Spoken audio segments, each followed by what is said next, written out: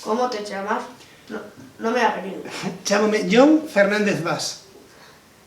Onde tes os teus orixes? E eu son fillo, o meu pai é vasco e a miña nai é galega. E despois, bueno, os meus avós son, teño Asturias, tamén o País Vasco por parte de pai e nai, e a nai da miña nai, a miña avoa materna, é a única galega. Falabas de pequeno galego? Non, solamente no cole, nas clases, recordo primeiro de XB, na clase de galego. A única vez que falábamos na miña época en galego era na clase de galego, nada máis. Falaban na túa casa? Non, meu pai leva en Galicia máis de 30 anos e segue sen entendelo. De feito, eu tiña no cole, perdón, naquela época, ata axudarlle cos papéis que chegaba a administración en galego porque non entendía. Cando e como aprendiches en galego? No cole, eu no cole, pois, dende primaria comezamos esas clases de galego e a medida que íamos medrando, máis clases en galego, e así foi como aprendín. Eu falo que se chama un galego normativo, o que aprendín na escola. Ao aprendelo dese xeito, que coidas que lle falta ao teu galego?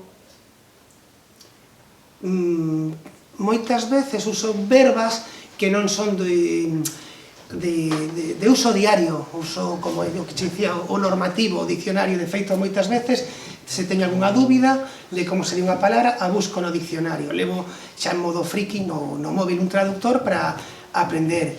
Encántame. De feito, algunha vez, pasoume fai tempo aquí en Marín, nunha tenda, preguntaronme de onde era, porque falaba un galego que non é o de aquí. Non me entendían moitas palabras. Recordo que me dixo que dis aluguer, que é alquiler. Iso non se usa aquí. Entón, faltame un poquinho máis de soltura, quizáis. Por que decidiches falar galego en todo momento? Primeiro, porque son daqui, son galego. Nacín aquí, entón temos a sorte de ter dúas linguas, o galego e o castelán. E despois porque sempre, mamei dende pequeniño, meu pai ata os 12 anos non sabía castelán, solamente falaba euskera. E o meu avó, de pequeno, sempre, certas palabras na miña casa eran euskera. Eu nunca dixen papá ou mamá, dixen aitá, a macho. As panxoliñas na casa de miña nai eran en euskera. Non cantábamos algo de Papá Noel, cantábamos o lenchero. Entón, mamei iso de convivencia dúas linguas. E claro, sendo de aquí, tendo a oportunidade de poder falala, pois optei por iso.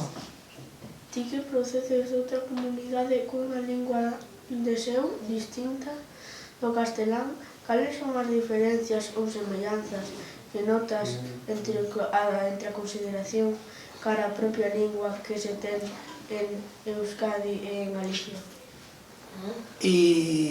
A ver, eu son galego, son fillo de vascos, pero sí que é certo que noto que ali é unha lingua que dá igual no ambiente no que estés, o fala todo o mundo, o sea, intenta falar todo o mundo. Aquí é como algo máis reducido, o galego. Eu traballo nunha farmacia en Vigo, que é a vila máis grande de Galicia, e cando me veñen a visitar os delegados ou moitos clientes, quedan sorprendidos de que lles falen galego. Non están habituados en certos ambientes que se fale na nosa lingua. Solamente castelán. De feito, no meu grupo de amigos en Vigo, que son todos vigueses, eu son o único que lles falo en galego, que fala en galego. Un amigo, por deferencia a mí, falame en galego, e o resto en castelán. Notas que te miran raro ás veces por falar galego? Raro non, choca. É o contraste, é unha mágoa. Porque, de feito, todo o mundo que te di, non, é que eu sei galego, pero non o falo. Da igual, tes que soltarte. O sea, raro, non, choca. Pero a xente incluso anímase, que é gracioso. A xente que é 100% castelano falante, intenta falarche en galego, mete as súas pifias, tal, pero, bueno, é bonito que intenten. Pois ata aquí a entrevista de hoxe. Ata logo. Fica logo, graciñas.